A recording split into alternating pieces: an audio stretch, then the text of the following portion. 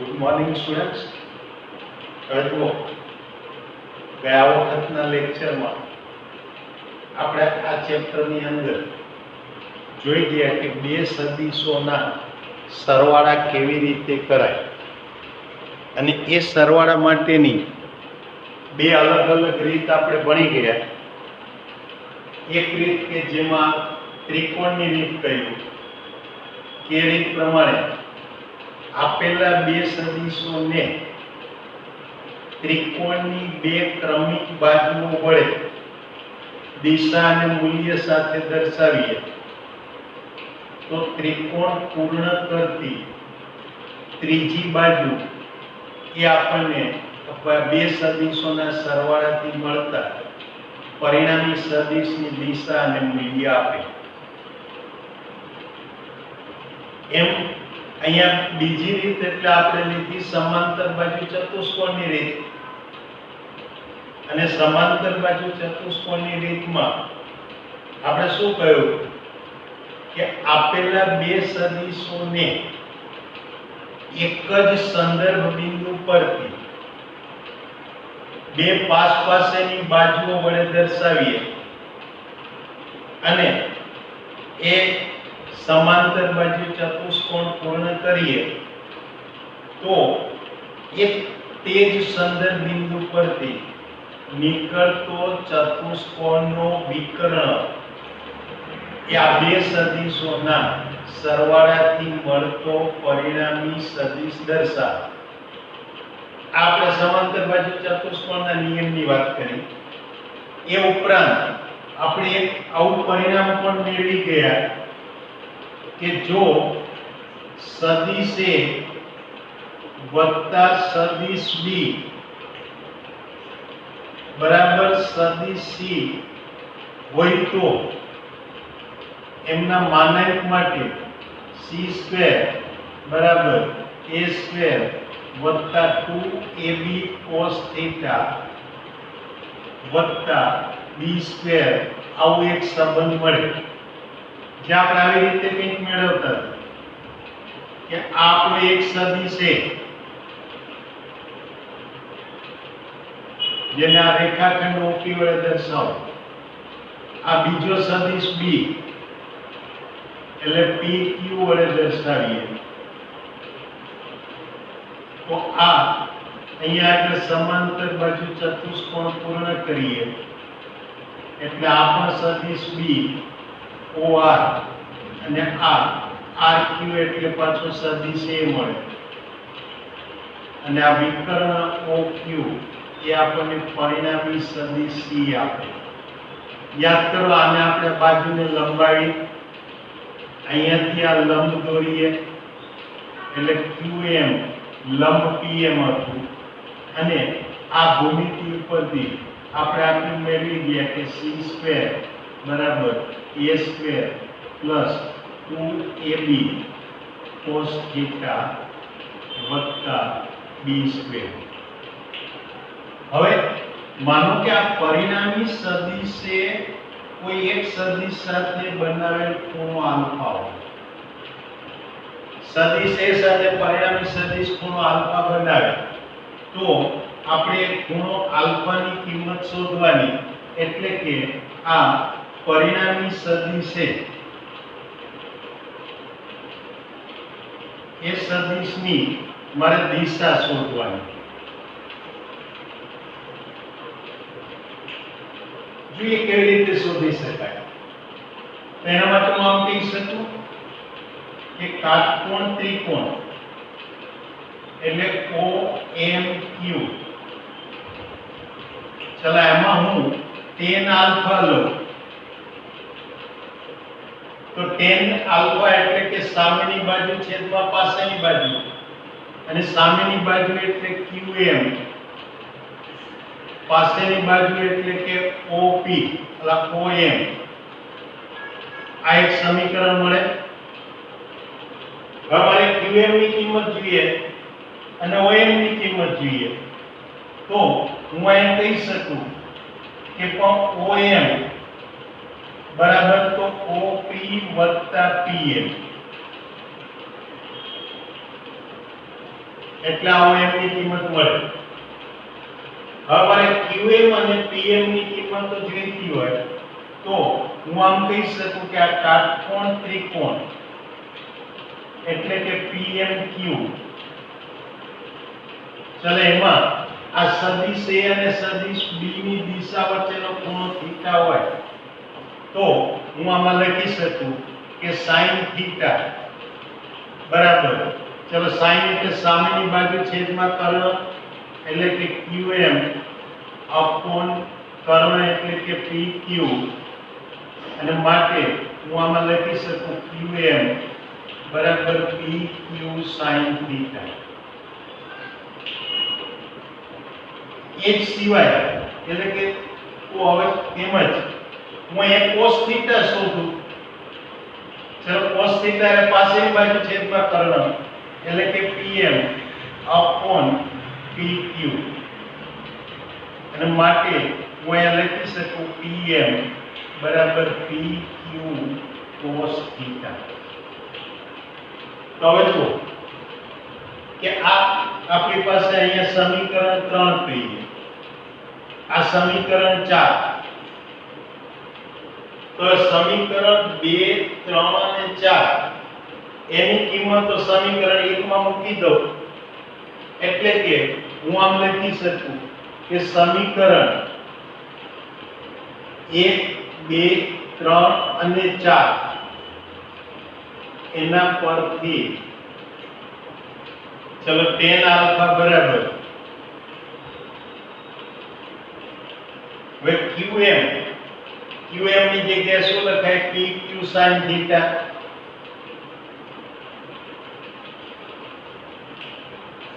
છેદમાં OM, ચલો OM એટલે એની અંદર OP વત્તા આપણી પાસે PM, તો PQ sin થીટા છેદમાં OP વત્તા PM ની કિંમત આપણે શું મળશે PQ cos થીટા. તો હવે અહીંયા જુઓ માટે હું લખી શકું tan આલ્ફા બરાબર, ચલો PQ એટલે સદિશ B નો માને એટલે B sin થીટા છેદમાં OP એટલે સદિશ A નો માને ફરીથી PQ એટલે B નો માને, એટલે આ એક સૂત્ર મળે કે જે પરિણામી સદિશની દિશા શોધી આપે. એટલે આ પ્રકારે આવા સૂત્રથી આપણે આ બે સદિશોના સરવાળાથી મળતા પરિણામી સદિશની દિશા શોધી શકીએ. તો આ થયું સદિશોના સરવાળા માટેના સમાંતર બાજુ ચતુષ્કોણનો નિયમ, અને એના પરથી મળતું આપણને એક અગત્યના પરિણામો. આ પરિણામો તમને કોમ્પિટિટિવ એક્ઝામના પ્રશ્નો સોલ્વ કરવા માટે તેમજ અત્યારે આપણી બોર્ડ એક્ઝામના દાખલાઓ સોલ્વ કરવા માટે ઉપયોગી થશે. એટલે આ પરિણામો તમે બરોબર સમજીને યાદ રાખશો. હવે આના પછી આપણે જોઈએ કે સદિશોની બાદબાકી.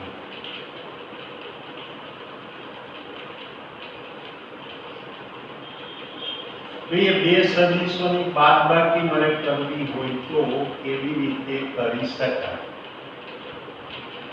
તો હું પહેલા સદિશમાં જતા પહેલા સાદા બીજગણિતમાં લખું. તો સાદું બીજગણિત શું કહે છે એના પ્રમાણે હું આમ લખી શકું કે x માઈનસ y એટલે કે x વત્તા માઈનસ y. ચલો આમાં માઈનસ y એને y ની વિરોધી સંખ્યા કહેવાય.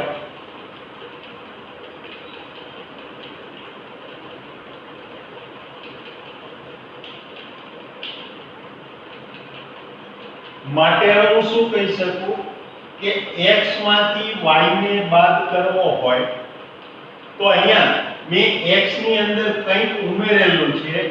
શું ઉમેરેલું છે? તો કે આ y ની વિરોધી સંખ્યાને x માં ઉમેરેલ છે. એટલે બે સંખ્યાની બાદબાકી એનો અર્થ એ કે એક સંખ્યામાં બીજી સંખ્યાના વિરોધીને ઉમેરવું. ફરીથી બે સંખ્યાની બાદબાકી એટલે એક સંખ્યામાં બીજી સંખ્યાના વિરોધીને ઉમેરવું. જેમ કે x માંથી y ને બાદ કરવો હોય તો x માં y ના વિરોધી સંખ્યા -y ને ઉમેરવી. જો y માંથી x બાદ કરવો હોય તો y માં તમારે x ના વિરોધી -x ને ઉમેરવાનું. એટલે આ x અને y આ બંનેની આ બાદબાકીઓ થઈ કહેવાય. તો આ રીતે આ જ વસ્તુનો ઉપયોગ મારે સદિશોની બાદબાકીમાં પણ કરવાનો છે. એટલે હવે સદિશોની બાદબાકી તો એનો અર્થ શું થયો? તો હું આના ઉપરથી કહી શકું કે સદિશોની બાદબાકી એટલે એક સદિશમાં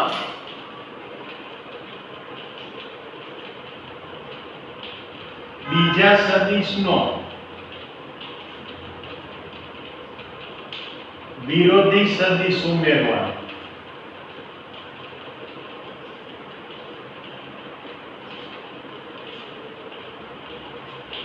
આ સદિશોની બાદબાકીનો અર્થ થયો. યાદ રાખજો, સદિશોની બાદબાકી એટલે કોઈ એક સદિશમાં બીજા સદિશના વિરોધી સદિશને ઉમેરવો, એટલે આ સદિશોની બાદબાકી કહેવાય. તો અહીંયા જુઓ કે ધારો કે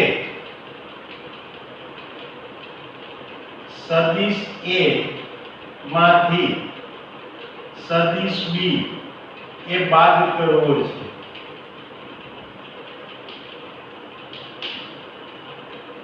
જ્યાં સદિશ A એટલે આ કોઈ સદિશ છે, આ સદિશ B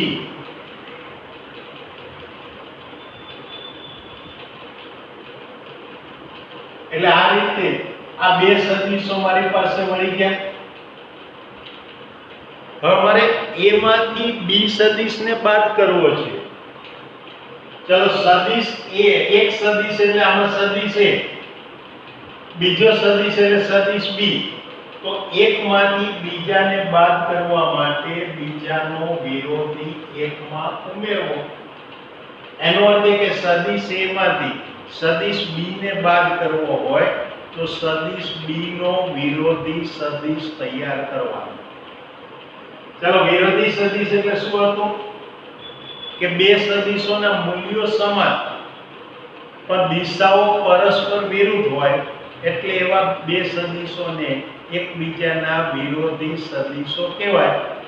તો જો મારે આ સદિશ B નો વિરોધી સદિશ તૈયાર કરવો હોય તો વિરોધી સદિશનું મૂલ્ય તો સદિશ B ના મૂલ્ય જેટલું જ, પણ દિશા એના કરતા વિરુદ્ધ રાખવાની. એટલે આ બીજો સદિશ એ B નો વિરોધી સદિશ આપે.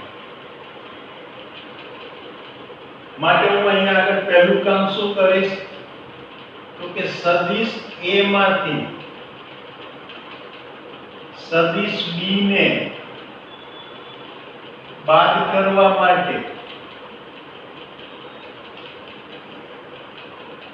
સદિશ B ના વિરોધી સદિશ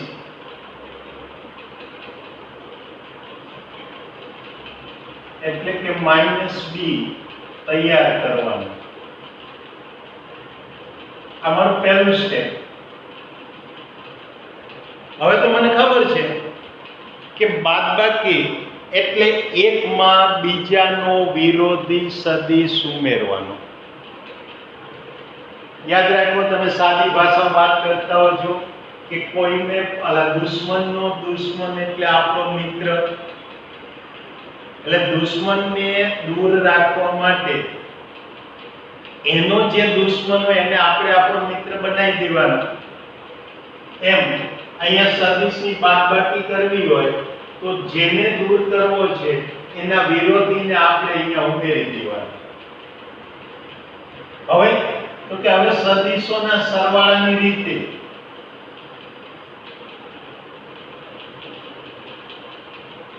ચલા સરવાળાની રીતે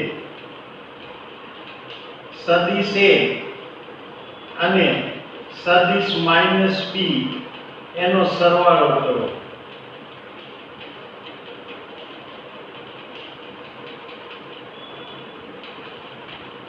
એટલે કે મારે એક સરવાળો કરવો હોય તો જુઓ સદિશ A એટલે કે આ પહેલા તો આપેલા સદિશ A ને કોઈ એક સંદર્ભ બિંદુ O પરથી દિશા અને મૂલ્ય સાથે OP વડે દર્શાવવાનું.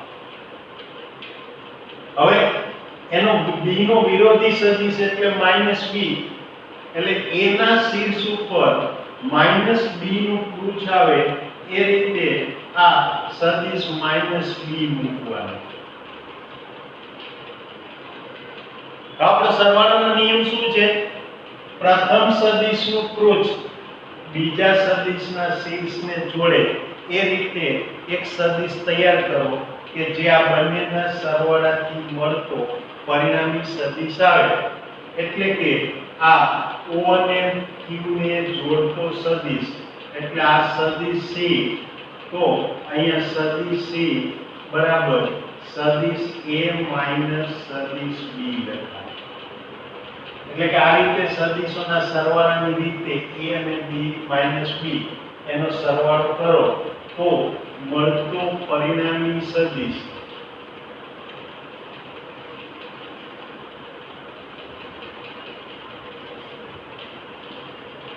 C એ બેની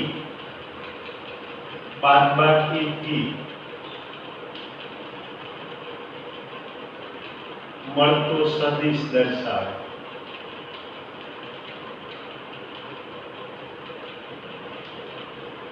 એટલે આ રીતે આ પરિણામી સદિશ મળે. અહીંયા આપણને એક અગત્યની વાત શું જોવા મળે કે આ સદિશોની બાદબાકી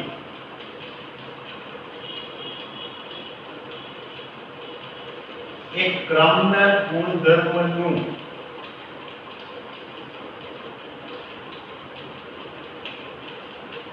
પાલન કરતી નથી.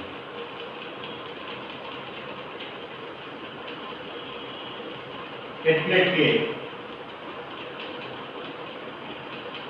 સદિશ A માઈનસ સદિશ B બરાબર સદિશ B માઈનસ સદિશ A નથી. એટલે કે A માઈનસ B બરાબર B માઈનસ A અહીંયા લખી શકાય નહીં. હા, પણ હું આમ લખી શકું કે સદિશ A માઈનસ સદિશ B બરાબર માઈનસ ઓફ સદિશ B માઈનસ સદિશ A. આ રીતે લખી શકાય કારણ કે તમે બે સદિશોનો સરવાળો કરો તો પરિણામી સદિશ જે મળે એનું મૂલ્ય અને બે સદિશોની બાદબાકી કરવાથી મળતા પરિણામી સદિશનું મૂલ્ય એ બંને મૂલ્યો સમાન હોય, માત્ર દિશાઓ પરસ્પર વિરુદ્ધ હોય. એટલે આ રીતે સદિશોની બાદબાકી કરવાથી મળતો પરિણામી સદિશ એ આપણે સરવાળાથી મળતા પરિણામી સદિશ એ બંનેના મૂલ્યો સરખા હોય, દિશાઓ પરસ્પર વિરુદ્ધ હોય અને માટે અહીંયા ક્રમના ગુણધર્મનું પાલન થતું નથી. એવું જ કંઈ આપણે જૂથના ગુણધર્મો માટે કહી શકીએ કે એનું પણ એ રીતે પાલન થતું ના હોય, કારણ કે એમાં પણ મળતા પરિણામી સદિશ એની દિશા ક્યાંક બદલાઈ જતી હોય. એટલે આ સદિશોની બાદબાકી વિશેની આપણે વાત કરી. તો આજના આપણા આ લેક્ચરમાં આપણે જોયું કે બે સદિશોના સરવાળા કરીએ ત્યારે એ સરવાળા માટે પરિણામી સદિશના મૂલ્ય અને દિશા જોતા હોય તો કેવી રીતે મળે એની વાત કરી. ત્યાર પછી આપણે જોયું કે બે સદિશોની બાદબાકી કરવી હોય તો કેવી રીતે મળે, અને બાદબાકી કરવી એટલે એક સદિશમાં બીજા સદિશનો વિરોધી સદિશ ઉમેરવાનો અને પરિણામે અહીંયા હું કહી શકું કે જ્યારે સદિશોની બાદબાકી કરીશું ત્યારે એ બાદબાકી એ ક્રમના ગુણધર્મનું પાલન કરશે નહીં. આ સદિશોની બાદબાકીની વાત થઈ.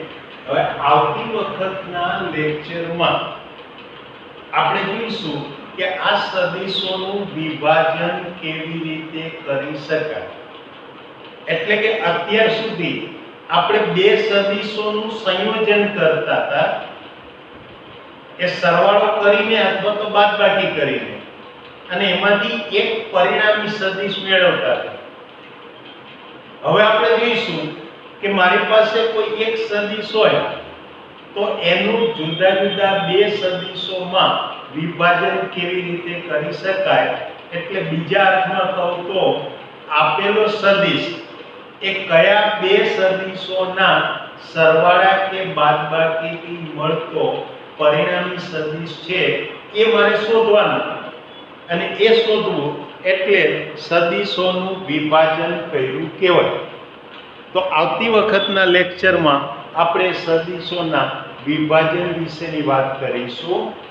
પણ ત્યાં સુધીમાં તમે અહીંયા આગળ જે કંઈ આને લગતા અમુક પ્રશ્નો છે એ ઓબ્જેક્ટિવ પ્રશ્નો જે તમને ટેક્સ્ટ બુકમાં આપેલા છે એ તો તૈયાર કરશો જ. સાથે સાથે તમને અહીંયા બીજા પણ એક બે પ્રશ્ન આપું. એ પ્રશ્નોમાં હું પહેલું તો આમ લખી શકું જુઓ કે આ માનાંક સદિશ A વત્તા સદિશ B બરાબર આ માનાંક A વત્તા માનાંક B ખરું કે ખોટું?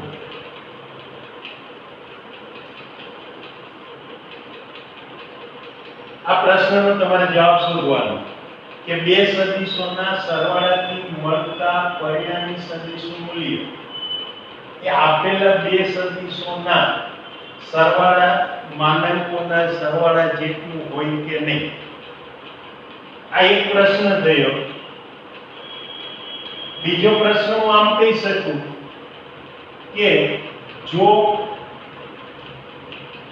માનાંક A બરાબર 5 એકમ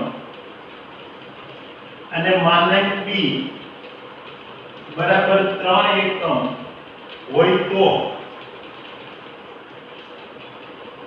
માનાંક A plus B બરાબર ખાલી જગ્યા ન હોય. ચાલો આની અંદર તમને વિકલ્પો આપું તો એકની અંદર એના વિકલ્પોમાં હું કહી શકું 5, બીજામાં કહી શકું 3, ત્રીજામાં કહી શકીએ આપણે 2, તો ચોથામાં આપણે કહી શકીએ ચોથો વિકલ્પ એટલે અહીંયા આગળ આપણે આપીશું 8.5. તો પાંચમો વિકલ્પ હજુ તમને આપું તો પાંચમા વિકલ્પ તરીકે અહીંયા આગળ હું 8 આપું. તો આના ઉપરથી તમારે આના જવાબો શોધવાના. જો સામાન્ય રીતે આટલી વસ્તુ યાદ રાખો કે બે સદિશોના સરવાળાથી મળતો પરિણામી સદિશ એટલે શું છે? ત્રિકોણની ત્રીજી બાજુ. અને કોઈ પણ ત્રિકોણ લઈએ તો એની કોઈ એક બાજુ એ બીજી બે બાજુઓના સરવાળા કરતા ઓછી હોય. આ ગુણધર્મ જે તમે ભૂમિતિમાં ભણો છો એનો ઉપયોગ આ પહેલો પ્રશ્ન સોલ્વ કરવા માટે કરવાનો.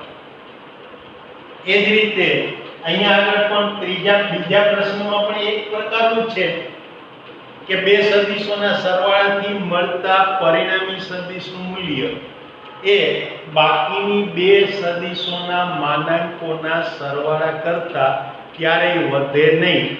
આ વસ્તુને ધ્યાનમાં રાખવાની. બાકીની બધી વસ્તુઓ શક્ય છે, બાકીના વિકલ્પો શક્ય છે, કારણ કે એ બધાનો આધાર કોના ઉપર રહેશે કે એ સદિશો વચ્ચેના ખૂણાઓ ઉપર. આપણને બે સદિશો વચ્ચેના ખૂણાઓ આપેલા નથી, માટે બે સદિશો વચ્ચેના ખૂણાઓ બદલાય તો પરિણામી સદિશના મૂલ્ય બદલાઈ શકે. એટલે એને કારણે એ તમને બાકીના વિકલ્પો અહીંયા શક્ય થઈ શકે, પણ આમાં તમારે જવાબ સોલ્વ કરતા એક જ વસ્તુ યાદ રાખવાની છે બંને પ્રશ્નોમાં, કે કોઈ પણ ત્રિકોણની કોઈ એક બાજુ એ બાકીની બે બાજુઓના સરવાળા કરતા એ મોટી ક્યારેય ના હોય. આ વસ્તુને ધ્યાનમાં રાખી અને આ પ્રશ્ન સોલ્વ કરવાનો પ્રયત્ન કરશો તો તમે સહેલાઈથી સોલ્વ કરી શકશો. એટલે હવે આવતી વખતના લેક્ચરમાં આપણે સદિશોના વિભાજનની વાત કરીશું. ત્યાં સુધી રજા લઈએ. Good bye.